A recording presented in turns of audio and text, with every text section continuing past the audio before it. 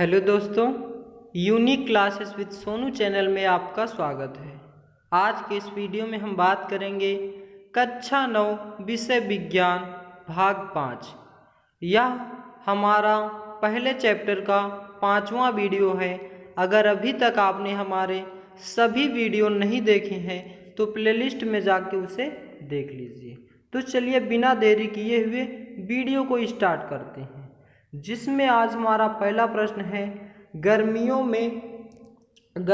में घड़े का जल ठंडा क्यों होता है? गर्मियों में घड़े का जल ठंडा क्यों होता है? मिट्टी से बने घड़े में छोटे छोटे छिद्र होते हैं, जिनसे घड़े में भरा पानी रिस कर बाहर आ जाता है तथा वायुमंडल की गर्म वायु के संपर्क में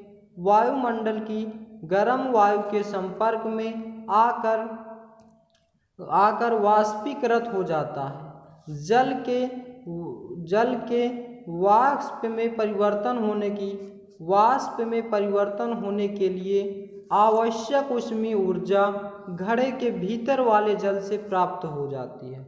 इससे घड़े के भीतर उपस्थित जल ठंडा हो जाता है। गर्मियों में घड़े का जल ठंडा क्यों होता है?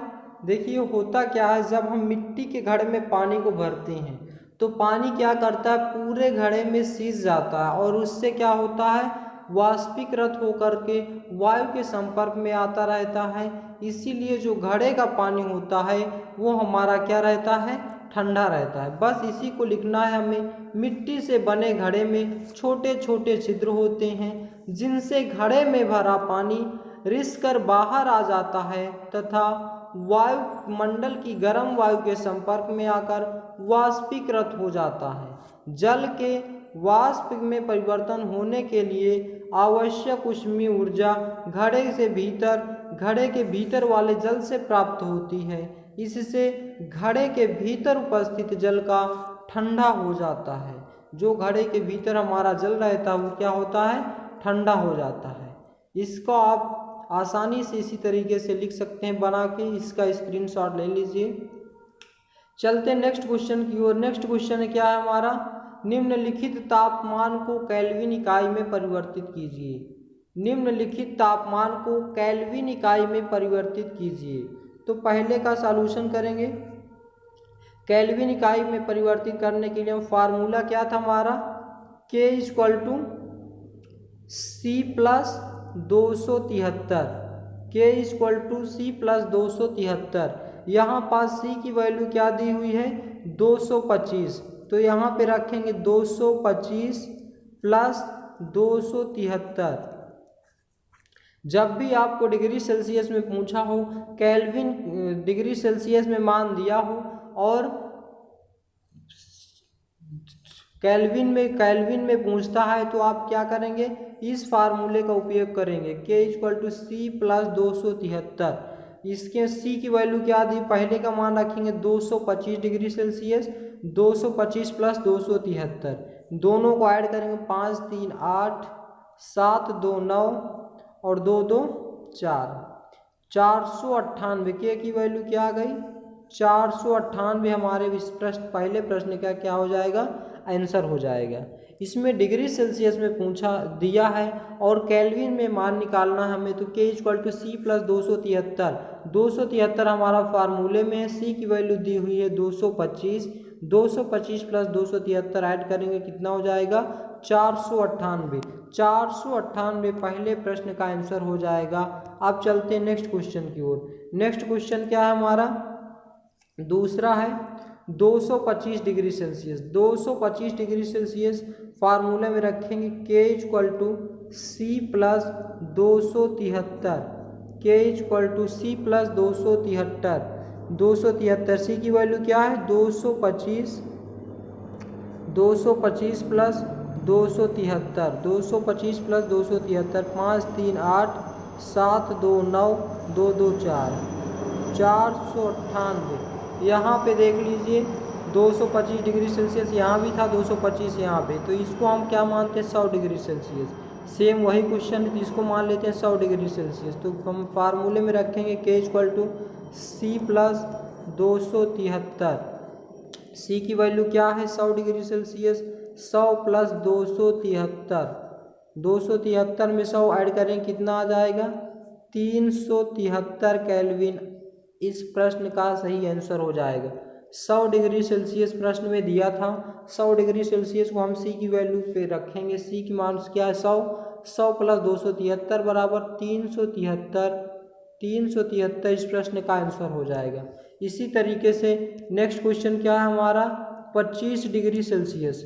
25 डिग्री सेल्सियस को क्या करेंगे केल्विन में बदलेंगे। यहाँ पे क्या है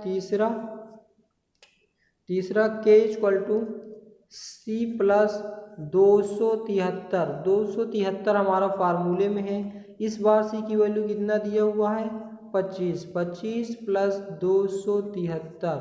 273 में 25 जोड़ेंगे 5 3 8 7 2 9 298। 298 केल्विन आपके प्रश्न का सही आंसर हो जाएगा। तो इस तरीके से आप जब भी कभी डिग्री सेल्सियस में मान दिया हो और केल्विन में पूछता है तो इस फार्मूले में रख कर के हम बहुत ही आसानी से निकाल सकते हैं। अगर यहीं पास हमें क्या दिया होता केल्विन में दिया होता, जैसे दिया होता 125 केल्विन, 125 केल्विन अगर पूछ लेता डिग्री सेल्सियस में मान क्या होगा तो फार्मूला क्या होता है K इक्वल टू होता है सी प्लस 273 होता है। तो यहाँ पे हमें क्या K की वैल्यू दी हुई है तो सी का मान सी को इधर लाएंगे तो K क्या हो जाएगा K माइनस 273 उधर ले जाएंगे माइनस 273 हो जाएगा। K की वैल्यू क्या दी हुई है K की वैल्यू दिया 125 माइनस 273। 273 माइनस कर देंगे 13 में से 5 घटाएंगे 8 और 6 में से 2 घटाएंगे 4, 2 में से 1 घटाएंगे 148 डिग्री सेल्सियस आपके प्रश्न का क्या हो जाएगा आंसर। यानी कि आप क्या सीख गए हैं डिग्री सेल्सियस से केल्विन में और केल्विन से डिग्री सेल्सियस में बदलना हम लोग सीख गए हैं। अब चलते हैं, यहीं पे हमारा चैप्टर समाप्त होता है। अब इस चैप्टर से रिलेटेड जितने भी बहुविकल्पीय प्रश्न बनते हैं उनको हम पूरे डिटेल से अध्ययन कर लेते हैं। जितने भी बहुविकल्पीय प्रश्न बनेंगे सभी को अध्ययन करेंगे। फर्स्ट प्रश्न है हमारा कणों के बीच सबसे कम आकर्षण बल होता है। किन कणों के बीच सबसे कम आकर्षण बल होता है तो किन कणों के बीच होता है गैसों के बीच। गैसों के बीच सबसे कम आकर्षण बल होता है तो ऑप्शन नंबर सी आपके प्रश्न का सही जवाब हो जाएगा। जब भी स्कूल में टेस्ट लिया जाएगा या एग्ज़ाम होगा प्री बोर्ड का तो इसी तरीके से क्वेश्चन बनेंगे वो विकल्पी से 4 ऑप्शन दिए जाएंगे और जो सही रहेगा उसको आपको क्या करना है टिक करना है। तो पहले प्रश्न का आंसर क्या हो जाएगा सी, कणों के बीच सबसे कम आकर्षण बल किसमें होता है गैस में, क्योंकि इनके कण क्या होते हैं बहुत दूर दूर होते हैं। नेक्स्ट प्रश्न क्या है ठोस, किसी ठोस का सीधे गैसीय अवस्था में बदलना क्या कहलाता है। किसी ठोस का सीधे गैसीय अवस्था में बदलना क्या कहलाता है। ठोस का गैसीय अवस्था में और गैसीय अवस्था से ठोस में बदलना क्या कहलाता है ऊर्ध्वपातन कहलाता है। ऊर्ध्वपातन आपके इस प्रश्न का सही जवाब हो जाएगा। अगर आपने हमारा पूरा चैप्टर को बहुत अच्छे से पढ़ा है तो इस जितने भी बहुविकल्पीय प्रश्न बनते हैं बहुत ही आसानी से आप उसको कर ले जाएंगे। तो किसी ठोस का सीधे गैसीय अवस्था में और बदलना क्या कहलाता है ऊर्ध्वपातन कहलाता है। चलते नेक्स्ट प्रश्न की ओर। नेक्स्ट प्रश्न क्या है ऊर्ध्वपातन पदार्थ कौन कौन से हैं। ऊर्ध्वपातन पदार्थ क्या है अमोनियम क्लोराइड है और नेप्थलीन। तो यहाँ पे हम लोग ऑप्शन को क्या टिक करेंगे ऑप्शन नंबर सी, ए और बी दोनों हैं। इस दोनों सही है तो ऑप्शन नंबर सी में क्या दिया ए और बी दोनों, तो ये ऑप्शन नंबर सी हमारे प्रश्न का सही जवाब हो जाएगा। अब चलते नेक्स्ट प्रश्न की ओर।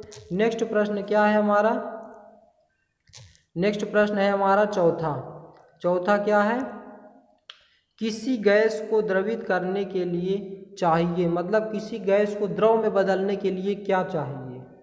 किसी गैस को द्रवित करने के लिए चाहिए, इसका आंसर हो जाएगा निम्न ताप व उच्च दाब। Option number B is the correct answer of this question. किसी गैस को द्रवित करने के लिए क्या चाहिए? निम्न ताप और उच्च दाब, मतलब कम टेम्परेचर चाहिए और उच्च दाब हाई डेंसिटी प्रेशर चाहिए, तभी हम क्या करेंगे, गैस को द्रव में परिवर्तित कर पाएंगे। नेक्स्ट क्वेश्चन है हमारा क्वेश्चन नंबर 5। वाष्पीकरण वह प्रक्रम है जिसमें जल वाष्प में बदल जाता है। वाष्पीकरण वह प्रक्रम है जिसमें जल वाष्प में बदल जाता है। तो इसका आंसर हो जाएगा ऑप्शन नंबर सी, अपने क्वथनांक के कम ताप पर। अपने क्वथनांक से कम ताप पर अगर उसमें क्या करते हैं, टेम्परेचर मिलता है, तो क्या होता है, वाष्प में बदलने लगता है। नेक्स्ट क्वेश्चन क्या हमारा क्वेश्चन नंबर 6। क्वेश्चन नंबर 6 क्या है? शुष्क बर्फ है। शुष्क बर्फ क्या है? ठोस कार्बन डाइऑक्साइड। शुष्क बर्फ क्या है? ठोस कार्बन डाइऑक्साइड है। क्वेश्चन नंबर 6 का बी ऑप्शन सही हो जाएगा। इसी सभी बहुविकल्पी को आपको अपनी नोट्स में अच्छे से लिखना है और उनको अच्छे तरीके से पढ़ लेना है। तो शुष्क बर्फ क्या है? ठोस कार्बन डाइऑक्साइड है। तो option number B is the correct answer. चलते हैं नेक्स्ट क्वेश्चन की। नेक्स्ट क्वेश्चन क्या है? 7वां क्या है? कणों के मध्य सबसे कम स्थान होता है। कौन से कणों के मध्य सबसे कम स्थान होता है? तो गैसों में। गैसों में कणों के मध्य सबसे कम स्थान होता है। गैस के कण क्या होते हैं? सॉरी इस कणों के मध्य सबसे कम स्थान पूछा है कि सबसे कम स्थान किसमें हो जाएगा? ठोस में। ठोस के कण क्या होते हैं? बहुत पास पास होते, इसलिए सबसे कम स्थान किसमें हो जाएगा? ठोस में। तो 7वें का सी ऑप्शन इस सही हो जाएगा। चलते हैं नेक्स्ट प्रश्न की ओर। नेक्स्ट प्रश्न क्या है हमारा? क्वेश्चन नंबर 8वां। पदार्थ के कणों क्या होते हैं? कणों के मध्य, पहला ऑप्शन है कणों के मध्य स्थान होता है, कणों के मध्य आकर्षण बल होता है, उपयुक्त में गतिज ऊर्जा होती है। मतलब पदार्थ के कणों के बीच क्या क्या कंडीशन होता है ये दिया है। तो पदार्थ के कणों के मध्य स्थान होता है, रिक्त स्थान होता है, सही है।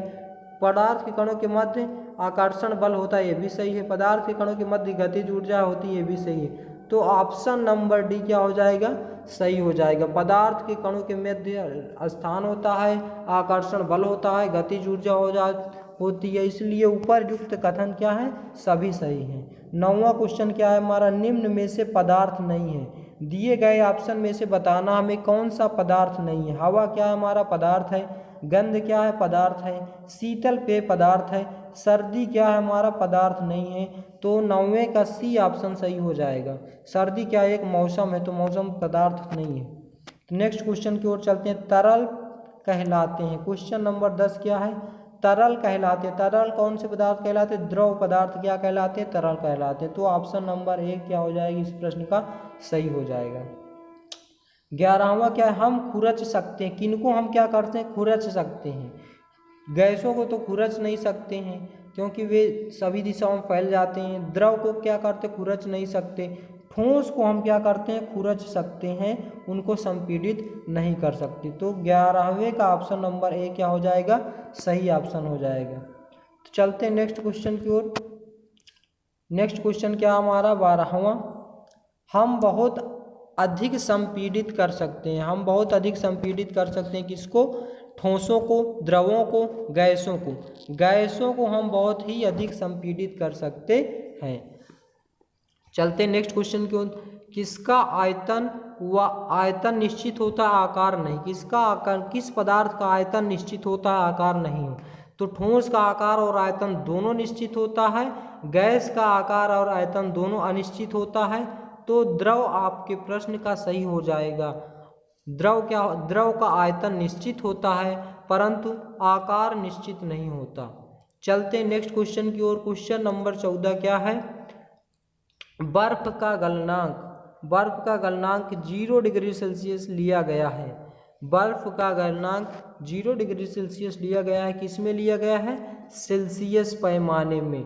0 डिग्री सेल्सियस किस में लिया गया है? सेल्सियस पैमाने में। 14 नंबर का ऑप्शन नंबर सी क्या है? सही हो जाएगा। चलते नेक्स्ट प्रश्न की ओर। नेक्स्ट प्रश्न क्या है? 15। आकार व आयतन दोनों निश्चित नहीं होता। आकार व आयतन निश्चित नहीं होता। किस पदार्थ का आकार और आयतन दोनों निश्चित नहीं होता? ठोस का आकार और आयतन दोनों निश्चित होता है। द्रव का आकार निश्चित नहीं होता, आयतन निश्चित होता है, लेकिन गैस का आकार और आयतन दोनों ही निश्चित नहीं होता। तो 15 का ऑप्शन नंबर सी क्या हो जाएगा, सही हो जाएगा। चलते नेक्स्ट प्रश्न की ओर। नेक्स्ट प्रश्न क्या है हमारा 16। 16 क्या है, रसोई घर में प्रयोग करते हैं। रसोई घर में क्या प्रयोग करते हैं, एलपीजी गैस, एमआईसी, सीएनजी। तो रसोई गैस में हम लोग क्या प्रयोग करते हैं, एलपीजी गैस। एलपीजी का फुल फॉर्म हो जाएगा liquid petroleum gas. Liquid petroleum gas. LPG का फुल फॉर्म क्या हो जाएगा, लिक्विड पेट्रोलियम गैस। तो 16 का ऑप्शन नंबर ए क्या हो जाएगा, सही हो जाएगा। नेक्स्ट 17 क्या है, वाहनों में प्रयोग की जाती है। वाहनों में कौन सी गैस प्रयोग की जाती है, तो इस प्रश्न का ऑप्शन नंबर सी क्या हो जाएगा, सही हो जाएगा। आप देखते होंगे जब भी कोई गाड़ी होती है अगर वो सीएनजी से है तो उसमें साफ साफ लिखा होगा सीएनजी। सभी गाड़ियों में क्या होता है, ज़्यादातर अब क्या होता है, सीएनजी गाड़ियाँ चल गई हैं तो उनमें लिखा रहता है सीएनजी। तो वाहनों में प्रयोग की जाती है सीएनजी गैस। अब चलते हैं नेक्स्ट प्रश्न की ओर। बर्फ का गलनांक होता है, बर्फ का गलनांक कितना होता है। बर्फ का गलनांक होता है 273 केल्विन। बर्फ का गलनांक होता है 273 केल्विन। 18वें का ऑप्शन नंबर बी क्या हो जाएगा, सही हो जाएगा। 19वां क्या है, जल का क्वथनांक कितना होता है। जल का क्वथनांक कितना होता है, हमने आपको बताया है। जल का क्वथनांक होता है 373 केल्विन। 100 डिग्री सेल्सियस या 373 केल्विन। अगर यहाँ पास 100 डिग्री सेल्सियस भी दिया होता तो 100 डिग्री सेल्सियस भी आपके प्रश्न का सही हो जाता है आंसर। अगर यहाँ पे 373 डिग्री केल्विन दिया तो इसलिए ऑप्शन नंबर डी क्या हो जाएगा, सही हो जाएगा।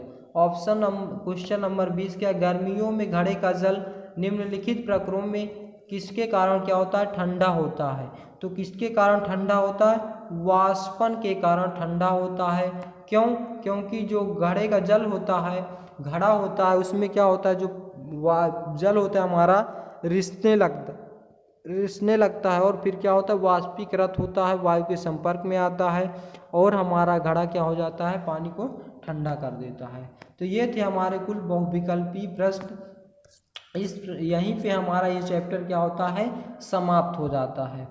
फिर से एक बार पुनः सभी क्वेश्चनों का रिवीजन कर लेते हैं। गर्मियों में घड़े का जल ठंडा क्यों होता है, मिट्टी से बने घड़े में छोटे छोटे छिद्र होते हैं जिनसे घड़े में भरा पानी रिसकर बाहर आ जाता है तथा वायुमंडल की गर्म वायु के संपर्क में आकर वाष्पीकृत हो जाता है। जल के वाष्प में परिवर्तन होने के लिए आवश्यक ऊष्मीय ऊर्जा घड़े के भीतर वाले जल से प्राप्त होती है। इससे घड़े के भीतर उपस्थित जल ठंडा हो जाता है। इसको आप अपने से बना के लिखेंगे, ये नहीं किसी प्रकार आप लोग भी क्या करें, इस प्रश्न को लिख लें। इसको आप बहुत ही आसानी से अपने लैंग्वेज में छोटा कर करके लिख सकते हैं। चलते नेक्स्ट क्वेश्चन को। नेक्स्ट क्वेश्चन क्या था हमारा, निम्नलिखित तापमान को केल्विन इकाई में परिवर्तित कीजिए। डिग्री सेल्सियस में दिया है, केल्विन में परिवर्तित करने के लिए क्या बताए थे, इस फार्मूले का यूज करना है। फार्मूला क्या था हमारा, K = C+273। इसमें हम क्या करेंगे, C की वैल्यू रख देंगे, हमारा आंसर आ जाएगा। C की वैल्यू 225 रख के प्लस 273, इन दोनों को ऐड कर देंगे, हमारा केल्विन का मान क्या आ जाएगा। तो इस प्रकार से आप डिग्री सेल्सियस से केल्विन में बदल पाएंगे। चलते हैं नेक्स्ट बहुविकल्पी प्रश्नों को। कणों के बीच सबसे कम आकर्षण बल होता है। किन कणों के बीच सबसे कम आकर्षण बल होता है, गैसों में सबसे कम आकर्षण बल होता है। नेक्स्ट क्या है, किसी ठोस का सीधे गैसीय अवस्था में बदलना क्या कहलाता है, ऊर्ध्वपातन कहलाता है। ऊर्ध्वपातन पदार्थ क्या है, ऑप्शन नंबर सी, ए और बी दोनों, अमोनियम क्लोराइड तथा नेपथलीन। क्वेश्चन नंबर 4 क्या था, किसी गैस को द्रवित करने के लिए चाहिए निम्न ताप और उच्च दाब चाहिए। 5वां क्या, वाष्पीकरण वह प्रक्रिया में जिसमें जल वाष्प में बदलता है अपने क्वथनांक से कम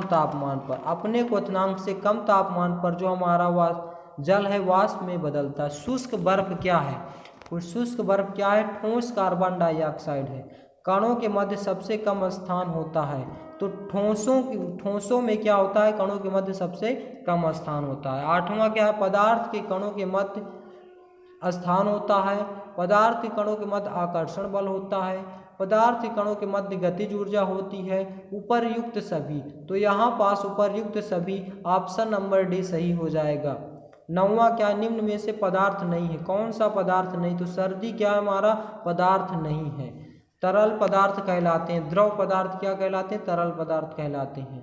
हम खुरच सकते हैं, किनको हम संपीड़ित नहीं कर सकते? केवल खुरच सकते हैं ठोसों को, तो ऑप्शन नंबर ए सही हो जाएगा। 12वां क्या है? हम बहुत अधिक संपीड़ित कर सकते हैं, किनको हम बहुत अधिक दबा सकते हैं या संपीड़ित कर सकते हैं? गैसों को। किसका आकार आयतन निश्चित होता परंतु आकार निश्चित नहीं होता? तो द्रव का। 13 का बी नंबर ऑप्शन सही हो जाएगा। 14 क्या है? बर्फ का गलनांक 0 डिग्री सेल्सियस लिया गया है। सेल्सियस पैमाने में बर्फ का गलनांक 0 डिग्री सेल्सियस लिया गया है। 15 क्या? आकार व आयतन दोनों निश्चित नहीं होता। गैसों का आकार और आयतन दोनों निश्चित नहीं होता।